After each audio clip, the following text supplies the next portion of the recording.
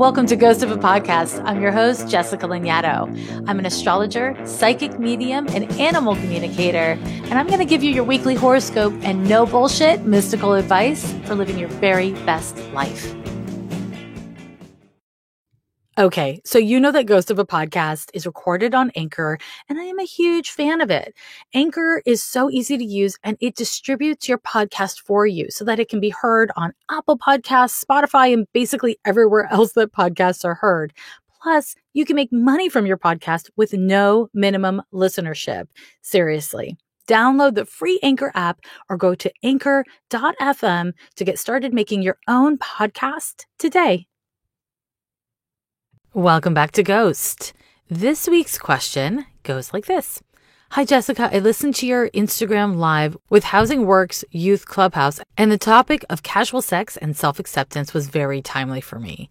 Recently, I've realized I attract unavailable partners because I fear intimacy. Specifically, I fear asking for what I need to feel safe and secure to get sexual because I believe it's too much to ask for or that I wasn't worth having my needs met. Thank you, childhood. I need emotional availability, regular communication, and reassurance I will see you again. I wonder if I'm too much. I have trouble accepting that I need these things in order to be intimate with someone, even if I don't necessarily want a relationship with them. I resign to the notion that I am not made for casual intimacy and wonder, how do I date? My question is, how can I accept this information about myself, validate my needs, and navigate the world of dating? Any insight is welcome and appreciated. Thank you for your help. Please keep my name private. Okay, so Can't Be Casual was born on October 6, 1989 at 11:45 p.m. in Hartford, Connecticut. Let's get into it. So first of all, lots of different people are going to have lots of different definitions of what is casual sex, like what makes sex casual. And this is something we talked about on that Instagram live, which you can, of course, find on Instagram. I personally think that the first step before we even get into your chart is to identify how you're defining the concept of casual intimacy. To me, the concept of casual intimacy is a little bit of an oxymoron. Like, how can you be casually intimate? Is not intimacy, by its very definition, intimate and not casual, my friends? People who want intimacy but have commitment issues or for whatever myriad of reasons doesn't want or isn't able to commit or be close, I can understand why you would want casual intimacy. But I am of the mind that intimacy is never casual. Intimacy is intimate. And that doesn't mean you can't have clear boundaries, and it doesn't mean that you can't live a life where you are unfettered by commitment or responsibility. But intimacy is intimate. Isn't intimate the kind of opposite of casual? Is it not? I don't know. I kind of think it is. So what we're really talking about is casual sex, right? Because sex and intimacy are not the same thing inherently, although for many people, they are experienced as the same thing. Many people cannot separate sex from intimacy, and that is great. That is healthy and good if you can, and it's healthy and good if you can't. However, if you accept about yourself and you hear yourself saying like, oh, I want to be intimate when you really mean I want to bone, well, okay, well then maybe casual sex is not for you. If sex is emotionally intimate and you need a lot of support and closeness and trust built in order to have healthy or exciting and fun sex, then you probably don't want to have casual sex with someone. Now, you may want to have a relationship with someone that is really loose, that doesn't have a lot of obligations, that isn't focused on building towards something, but that's still a relationship. And I know people love to avoid talking about relationships when they're in them, right? We've all done it. But it is not necessarily kind of an acceptance and reflection of what is. So this concern that you've had historically, maybe it sounds like you still have, of, am I asking for too much? Is this too much? I want to separate something in that question, because one part of that question is, am I too much? Is there something too much in and of me? And the answer to that is no. But is what I am asking for disproportionate to what I am offering? That could be a yes.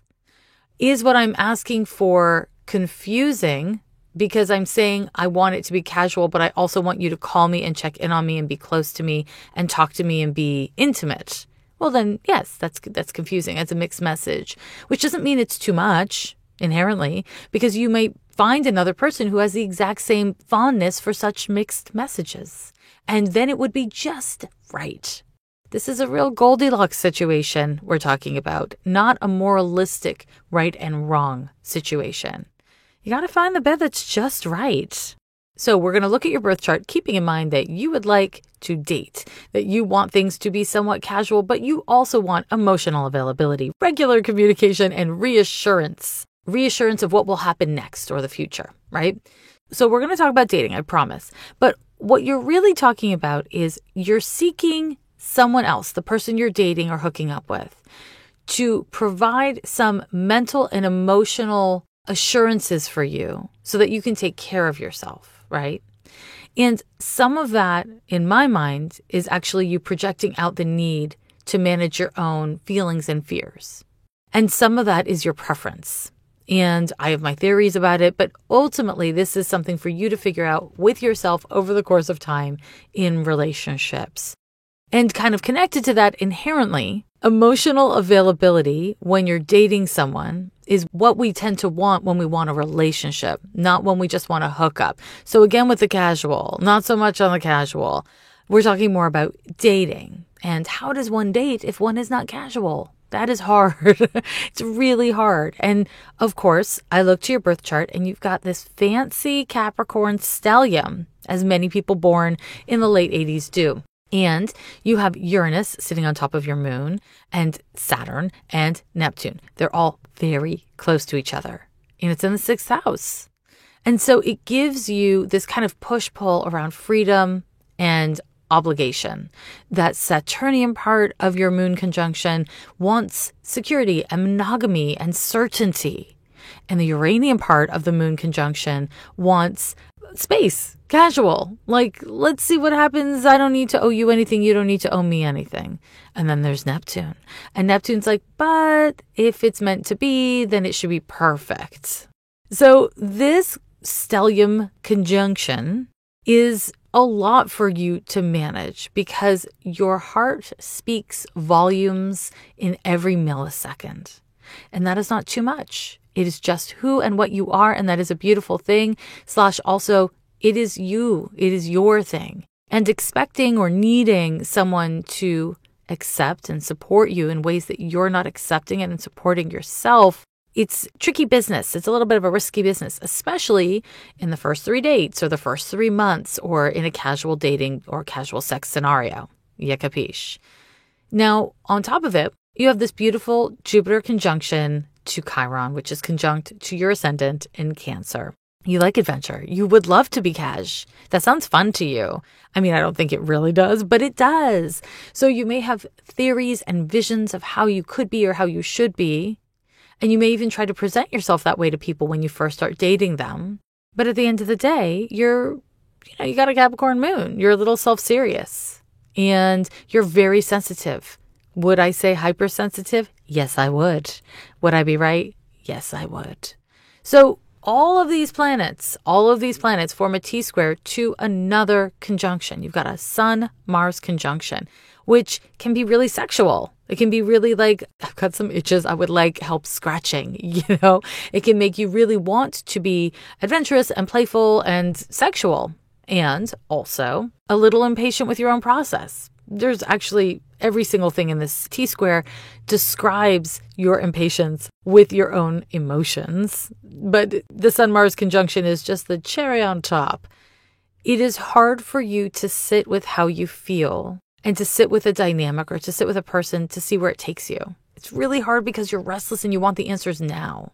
And when you don't have the answers now, there's a tendency to try to figure out what comes next. And that, in my mind, is part of why you want reassurance of when you'll see a person next. Because the tension and the stress of sitting with, we had a date. Did I like it? Did I like who I was on that date? Was I myself? Was there chemistry? Did I like them? do I want to see them again? Why do I want to see them again? Being able to sit with your own experience so you can determine your own feelings and your own needs and then figure out what you want afterwards is really uncomfortable and it's difficult. And so when you are reassured of when you'll see the other person next, it's something you can kind of fixate on, which is soothing, but it's not healing. And I want to hold this very separate from you have decided to date someone. There's an agreement between the two of you based on chemistry and intimacy and, getting along well and liking each other, all those things. And then you decide, okay, well, I'm dating somebody. Of course, I should know when I'm going to see them next. Or it makes sense for me to, of course, communicate our, intentions about what happens next. That's good when you're dating someone. But in the first 3 months, in the first 3 dates, it is really difficult to expect anything of someone because when we have expectations of other people, we're projecting onto them, right? And that is different. Expecting things from other people is really different from having boundaries. I know what I like. I know what I need. And if I don't get those things, then I know I can bounce.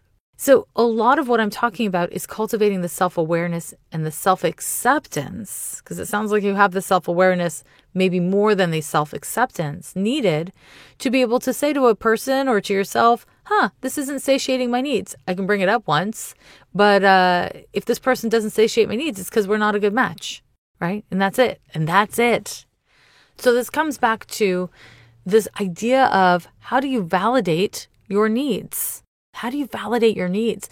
It is hard because needs and wants and fears kind of bleed into each other on this topic for a lot of people, not just you. And if you are attracted to unavailable people, I will say the nice thing about unavailable people is they tend to be pretty obvious pretty quickly. Like you know what you're dealing with. And there's a part of you that likes to know what you're dealing with. So it's quite soothing, even though, you're knowing that you're dealing with something you don't want. It is soothing to a part of you in the very short term.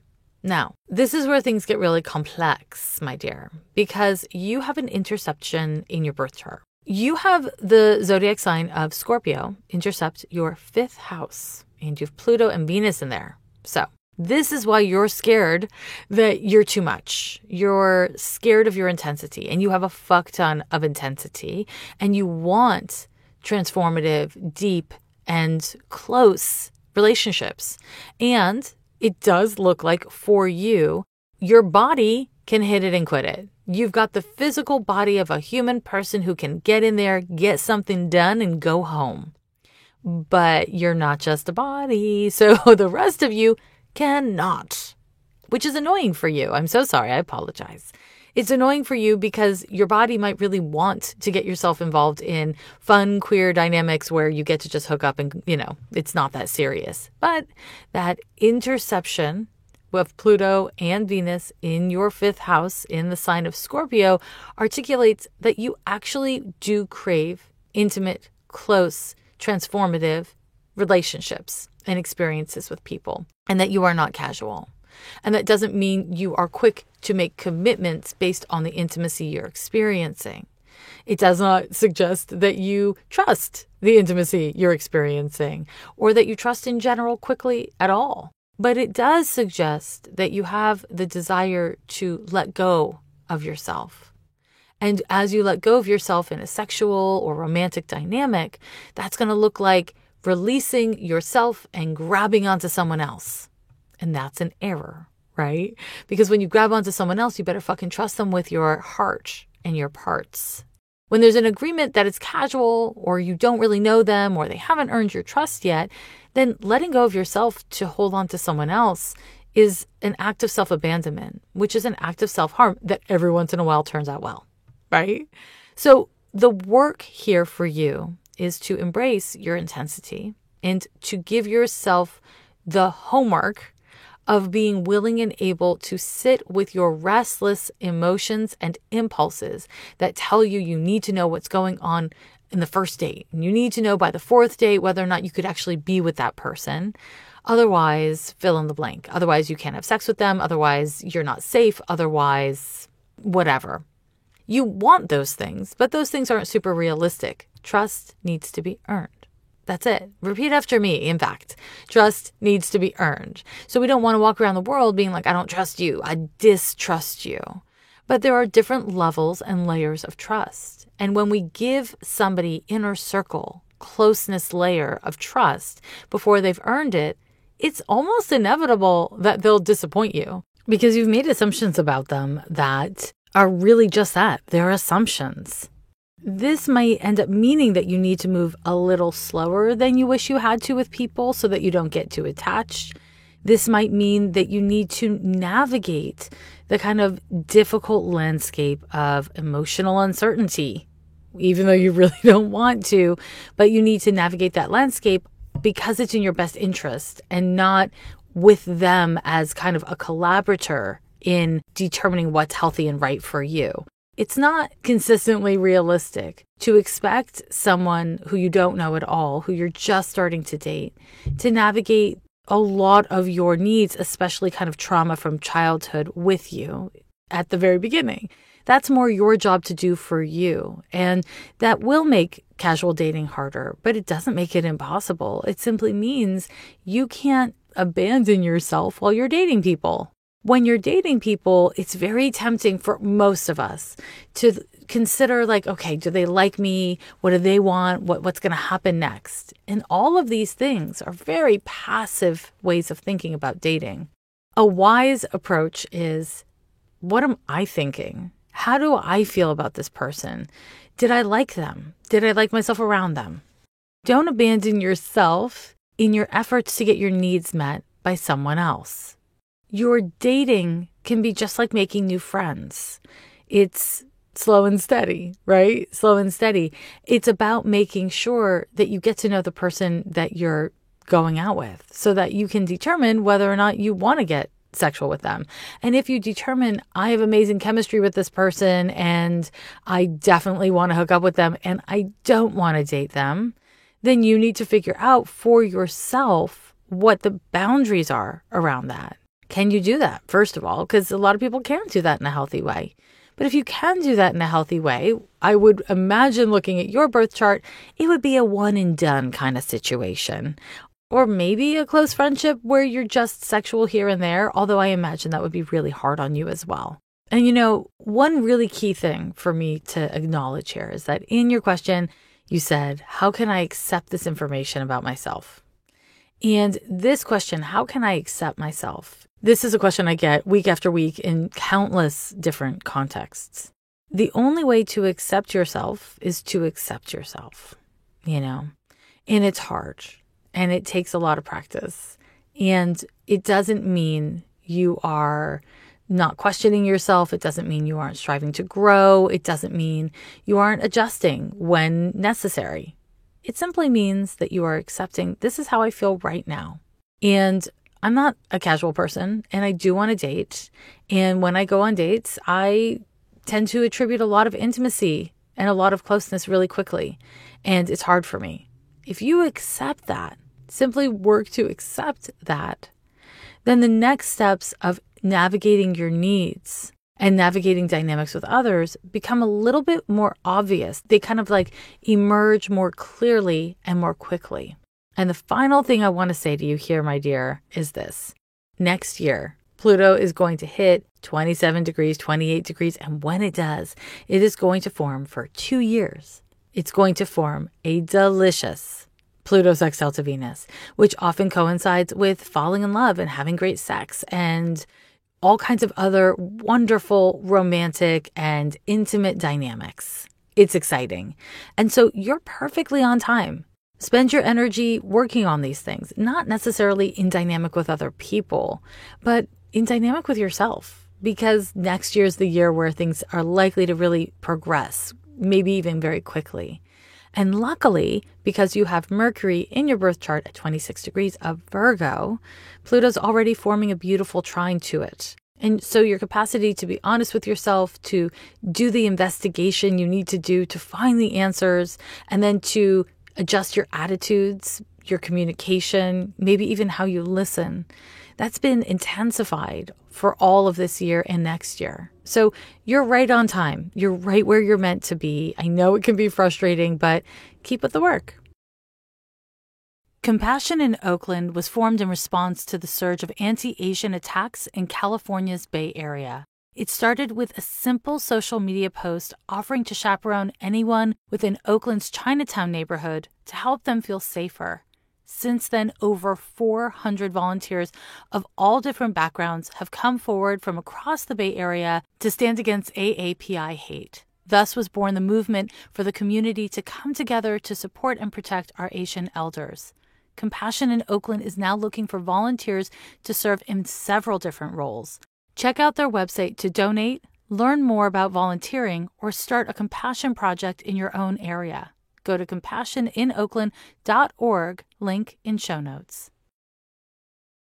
Do you like Ghost of a Podcast and want to make your own podcast? Let me tell you about Anchor. It's free, and there are creation tools that allow you to record and edit right from your phone or computer. And let me tell you, I'm a total technophobe, and this is really easy to use. If you've got an idea for a show with music, you can get started by downloading the free Anchor app or going to anchor.fm. If you need some inspiration, head over to blog.anchor.fm/music for some idea starters.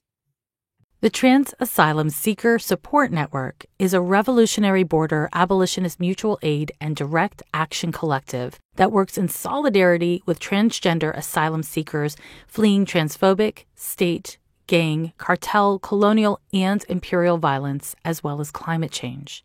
They organize alongside their compañeros and support them in building a solid material, communal, and liberatory infrastructure to their lives. They are building non-hierarchical, decentralized, community-based, and international support networks that organize independently from and provide an alternative to the state. Please consider becoming a monthly donor so that they may continue paying rent, legal fees, remittances, medical fees, gender affirmation surgery fees, travel fees, and more. You can give through this link at givebutter.com/TASSN. Link in show notes. My dears and darlings, so here we are in the last month of Jupiter's transit through Pisces. It's been in the sign of Pisces for a little hot minute, couple months, and it'll go back into Aquarius by the end of July and stay there for the better part of 2021. So that's interesting, but let me tell you why I bring it up.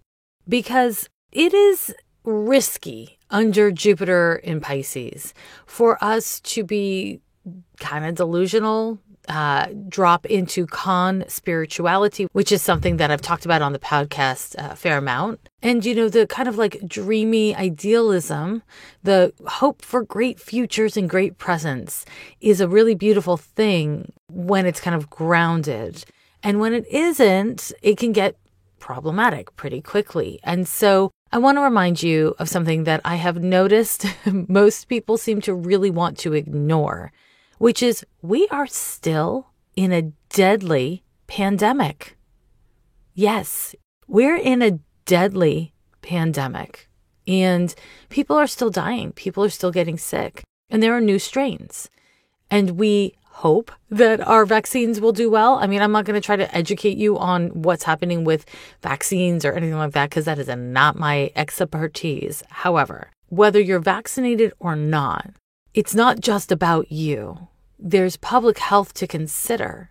And if you're not checking in with the current news and data about what's happening in the context of this global pandemic that we're still in, then you're not being as good of a community member, both locally and globally, as you can be. The head of the World Health Organization just said 2 days ago, quote, "We are in a very dangerous period of this pandemic. No country on earth is out of the woods yet," unquote. So, darlings, I know you want to have hot girl summer. I know you want to have fun. I know you're sick of all the things, and I respect that. But let's not be idealistic in such a way that we actually end up creating the very thing we're burnt out on dealing with, which is more pandemic. And as I've talked about the Saturn-Uranus square that is present every day of every month of this whole year, it is inevitably 2021 and this transit about making compromises that you're just like fucking sick of making and wishing that you could just live your life and do your thing. It's frustrating, but it's not just you. And it's not just you to be concerned about. And also be concerned about you. We're in a really deadly global pandemic. And if you're not acting like that, if you're not being considerate, then I invite you to reconsider what the fuck you're doing, especially if you are not checking in with reliable news sources pretty consistently, like once a week, you know? Okay, that is my little Capra Daddy talk over. And now we get into your horoscope. So this week we are looking at July 4th through the 10th of 2021. Some bullshit may be happening on July 4th. I wouldn't know anything about it. I don't know anything about what was happening on July 1st. I don't fuck with nationalistic holidays myself. If you do, hey, that's cool. Do you? Okay. So on the 4th, the first transit I'm going to name is a Sun square to Chiron. Now, please keep in mind that we are still very much under the influence of Mars square to Uranus and Mars opposite to Saturn. So the kind of build up, and of course the Mars trine to Uranus as well, which I'm not sure if I talked about on the weekly horoscope last week, but I did go into in the July month ahead horoscope that I published on my Patreon. So you can check that out there. But when we go through all of these heavy Mars transits, they kind of crank up the energy. And they can crank up your ambition, your passions, your anger, your defensiveness, your outrage, your irritability. It can go in all kinds of directions, right? And the energy of those transits really wants a visceral expression. Like it tends to be expressed in some way through the body. So that could look any number of ways, including just feeling restless, just feeling like you want to jump out of your skin a little. And then in waltzes, the Sun square to Chiron, which kind of compounds that energy. Because wherever Chiron, especially a difficult transit to Chiron exists, what we tend to experience is a healing crisis. And a healing crisis can, be realizing that you love something you thought you hated. A healing crisis can be making the decision that you don't need to make a decision. It doesn't have to be major drama, though it can be. So what we can expect around or on the 4th of July is some movement or struggle around how we orient in response to some wounding or some trauma. We all have it. Maybe you have a perfect life and nothing bad ever happened to you. Good on you. You still happen to live in a world with, a kind of struggling climate and many, many, many, many other things. So we all have wounding. We all have trauma. It is part of the human experience, IMO.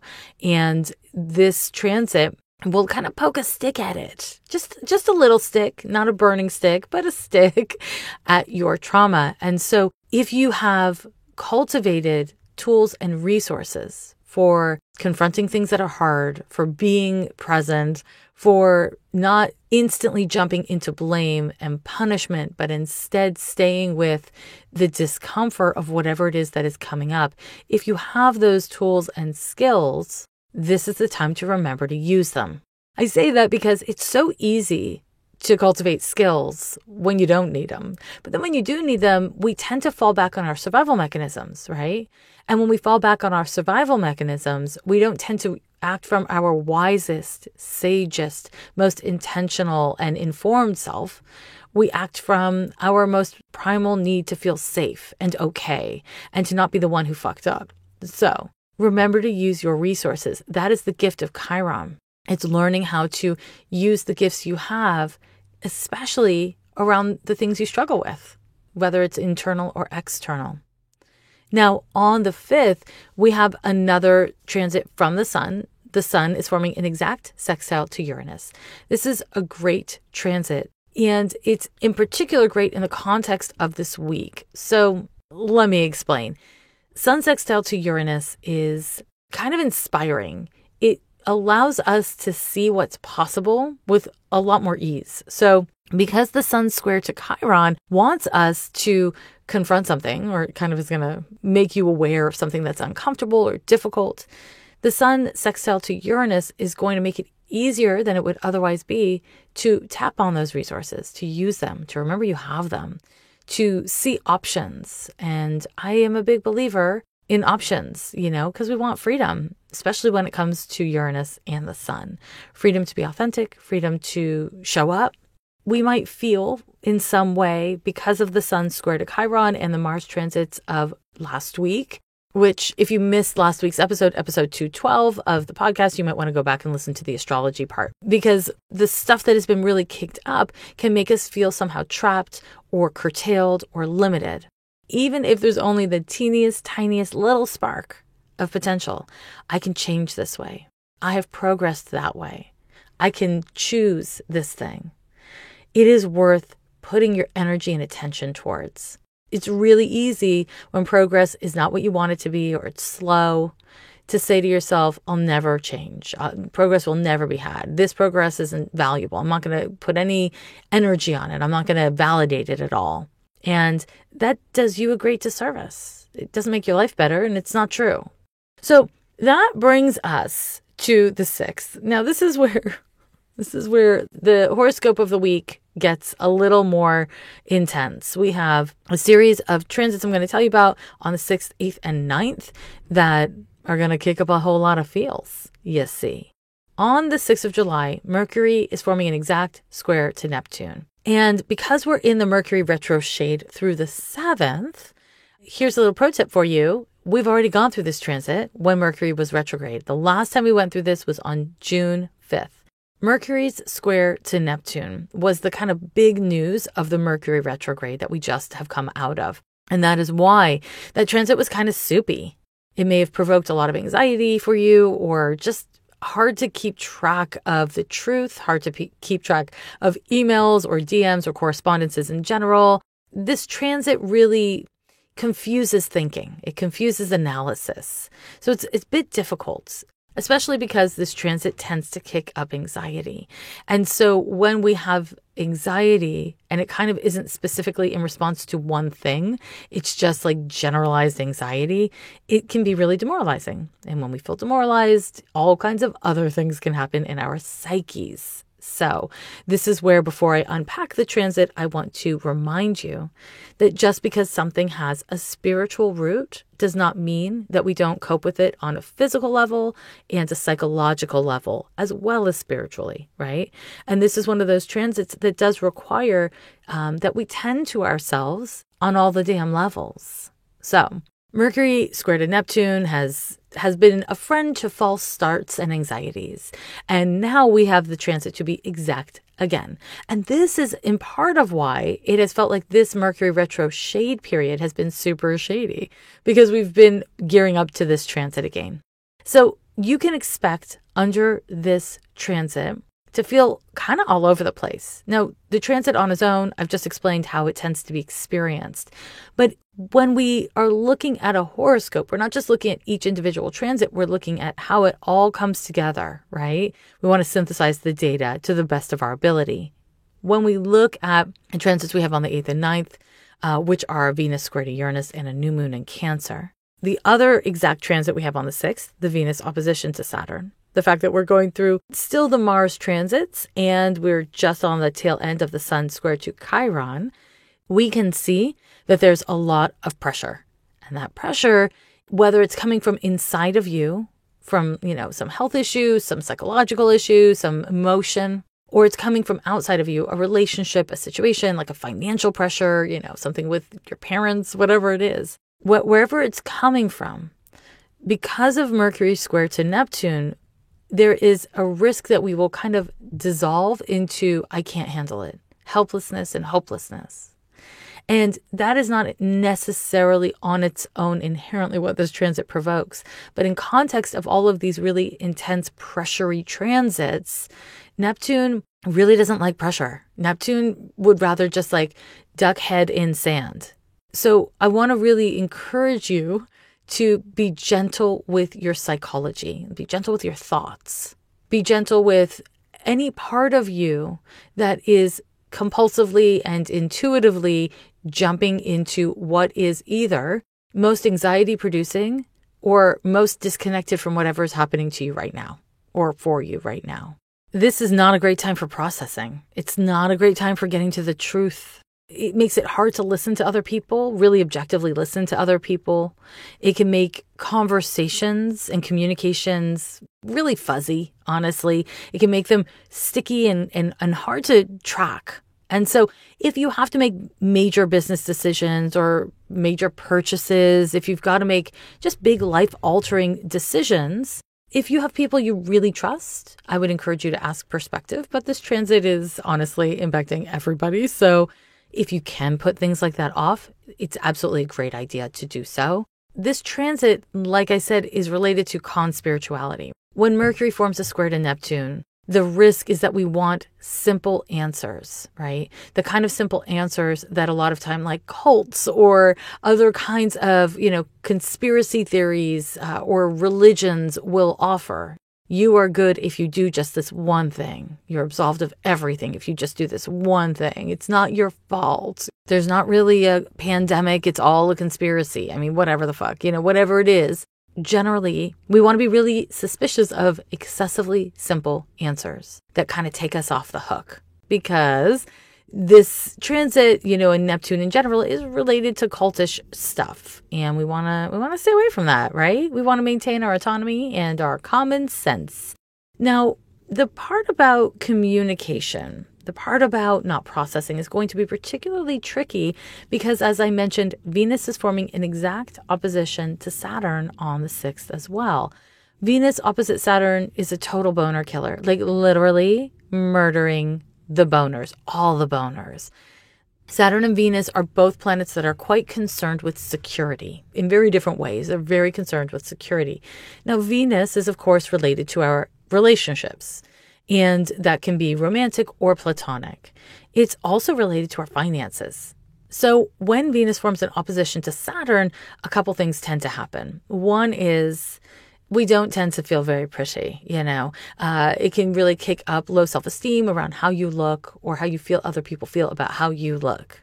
Now, the other thing is Venus opposition to Saturn can confront you with a financial reality that you don't know how to deal with, or that you have to deal with and you're just really overwhelmed and feel really limited by it. Saturn governs scarcity and obligation and responsibility. So if you have, let's say, spent money you didn't have, you may be confronted by some consequence of that around this date. And you're unlikely to be able to find the solution because of fucking Mercury square to Neptune. So you want to sit with the data, collect the data, be interested, but I wouldn't over focus on finances if you can avoid it. And I also wouldn't spend any kind of major money because Venus opposite Saturn can incline us to want to buy some happy. And it's just not worth it. It's not a good use of the energy. If you can avoid it, don't do it. Another thing, probably the most pressing thing here of the Venus opposition to Saturn, is it confronts us with relationship problems. So you may feel lonely, and you may feel lonely because you are actually alone, or you may feel lonely because you're around people that you can't be yourself with, or you don't feel connected to. I don't know which one's worse, honestly. I don't know which one's worse, but we're all likely to be feeling some measure of this around this date. Venus opposition to Saturn confronts you with what isn't working. So if your relationship to yourself isn't working, then you're going to feel funky. If you are having conflicts in a friendship or a love relationship or any other kind of close personal relationship, this transit is likely to make things feel really kind of hard and immovable. Because Saturn tends to align us with the glass being half empty, you're not necessarily seeing things clearly, you're seeing things negatively. And again, Mercury, Neptune inclines us to being pretty anxious. So that can incline you to also seeing things negatively. And because we're still under the influence of all that Mars, there's a restlessness and impatience to figure shit out, to move things along. But I don't urge you to act on that at all. Sit in your discomfort. I don't like to be uncomfortable. I don't like emotions. Do you? They're awful. Nobody wants to be uncomfortable. So when I tell you to allow yourself to be uncomfortable, what I want to acknowledge is what would happen for me is I'd be like, okay, I'm uncomfortable. Now what? Now what do I do? What am I supposed to do? Like, what do we go from here? Now that we're like uncomfortable, now that we're feeling the feelings, now that we're seeing things that we're not sure if they're exactly being seen clearly or not? And the answer is just stay with it. Just stay with it. Super annoying answer, don't you think? But that's the answer. Venus opposite Saturn is confronting. It's upsetting. If there are problems in your relationships, you deserve to deal with them. You deserve to understand what they are, to acknowledge what they are, and to work on them. So do the people you're in relationship to. But you also deserve to sit with the problem long enough to understand the problem. So you don't go in guns blazing trying to fix a problem that you don't yet understand. Most of the time, most of us are asking the wrong question. And when we ask the wrong question, we inevitably do not get answers that satisfy us. So what's really important here is to sit with the questions, to sit with the information you're being shown instead of jumping on it.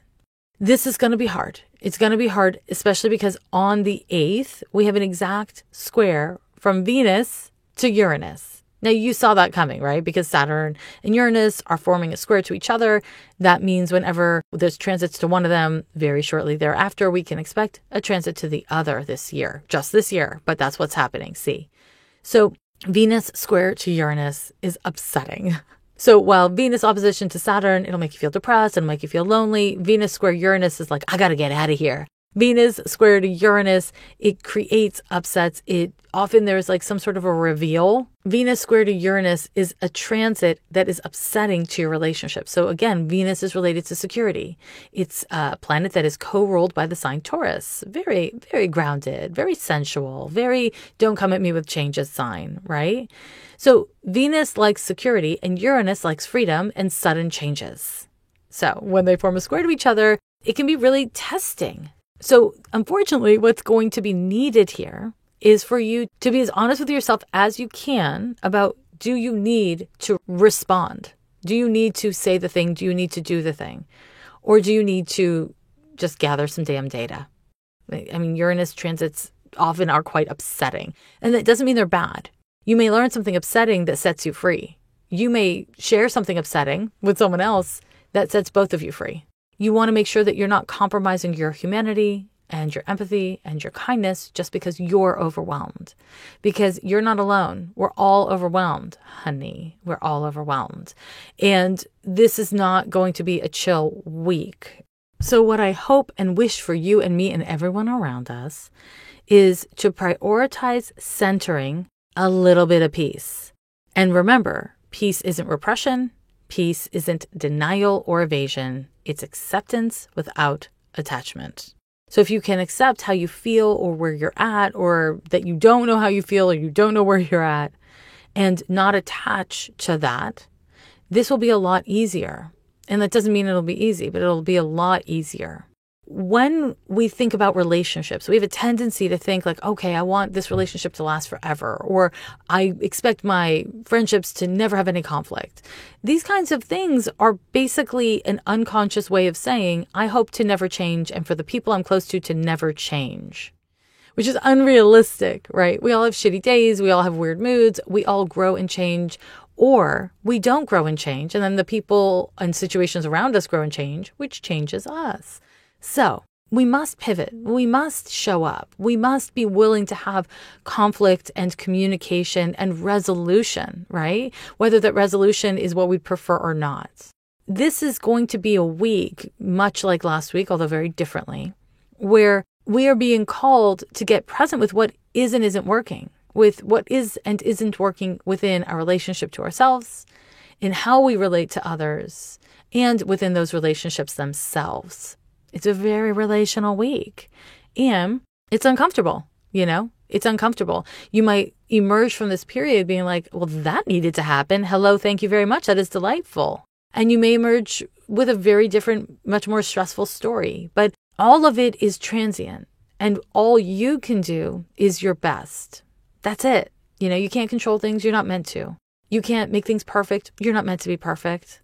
All you can do is show up. And this week, the snow globe is really being shook up, if you will.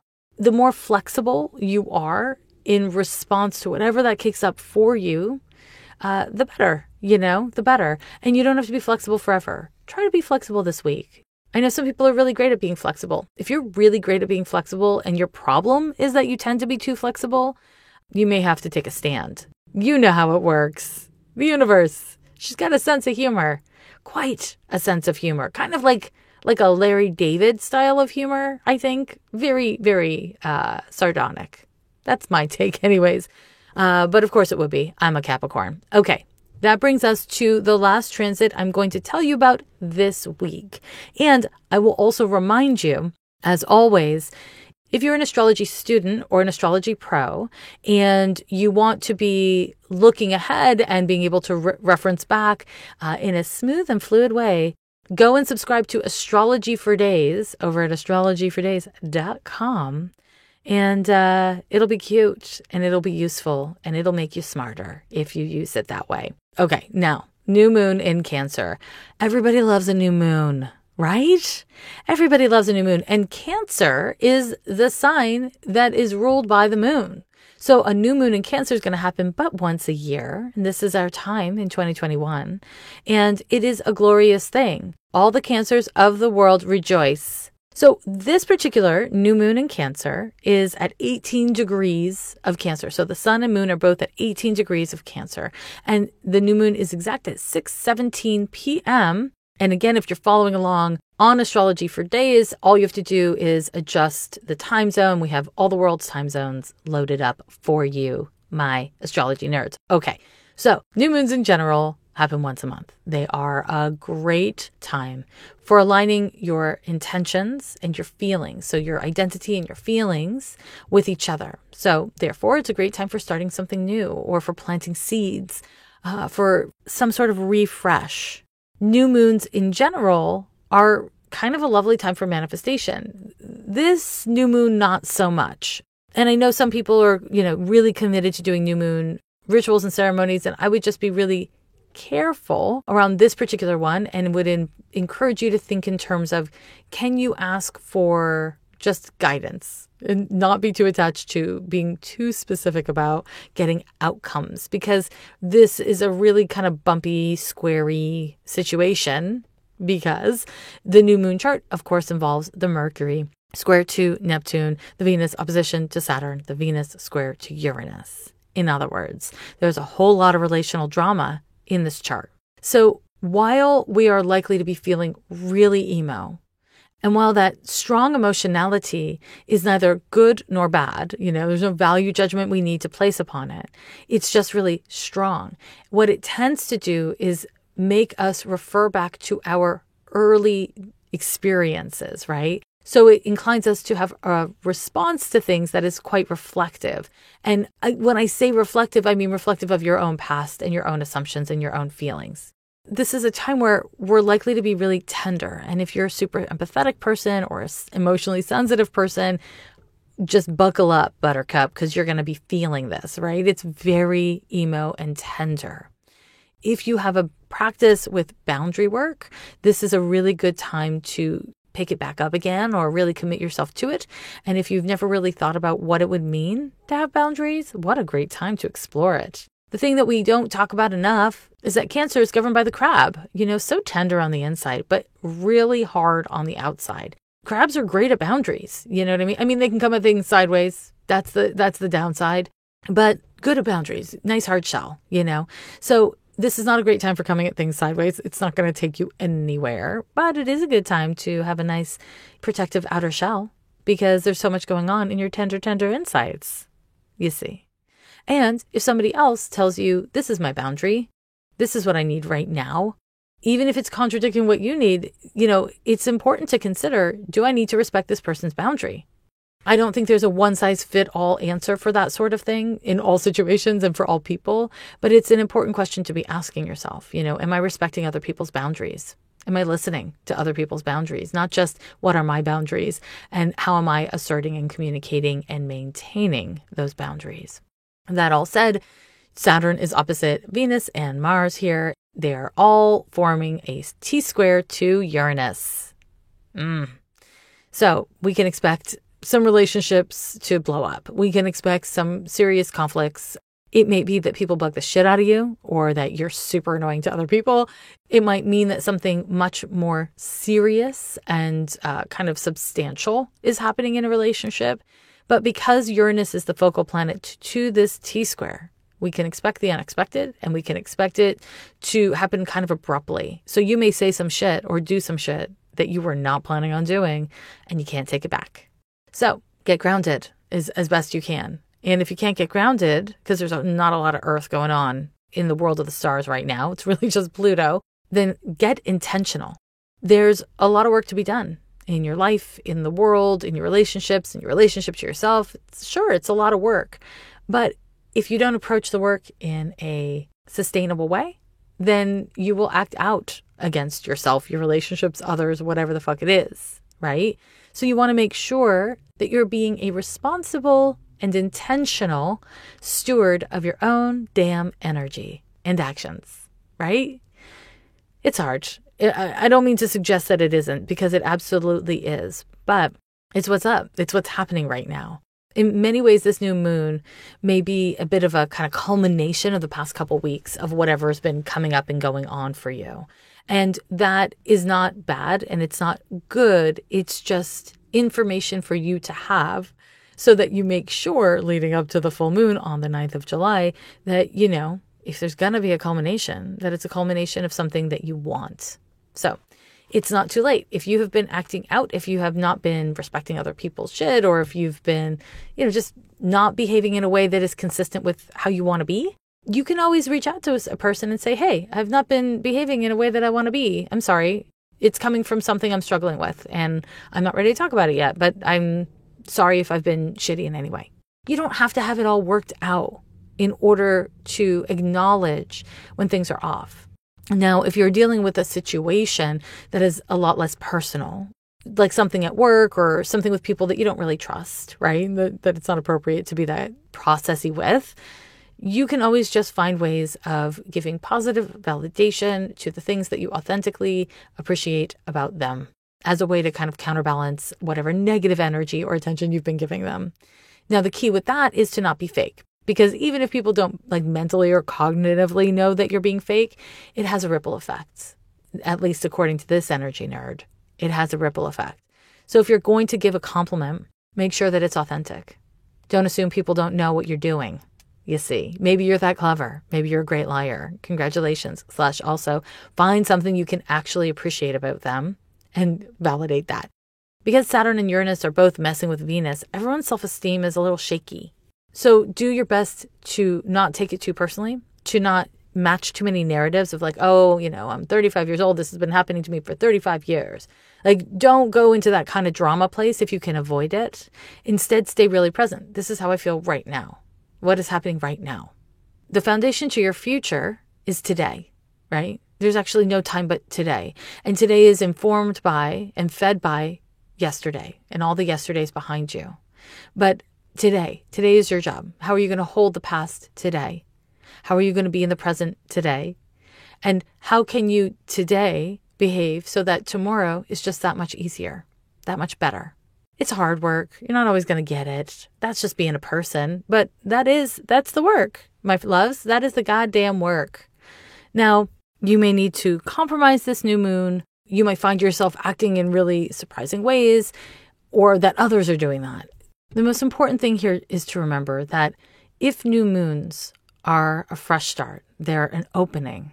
And what is happening during this new moon is that the presentation and presence of discord or disruptions are what's showing up for you. If upsets in any way are showing up for you, how can you be open to that? Not so that you can consent to it, not so that you have no say in it, but so that you can really get present and make choices around what you want to do next. You know. Okay, my loves, that was a long horoscope, but some weeks are like that. And this is one of those damn weeks. As always, I want to thank you for joining me here and invite you to subscribe to Ghost of a Podcast wherever you listen to podcasts, because it really does make a difference for little independent podcasts like this one.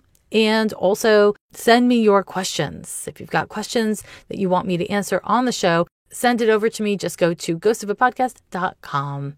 Follow World Health Organization's guidance around this pandemic and, generally strive to be a kind and empathetic person to yourself and the people around you, even the people you don't like.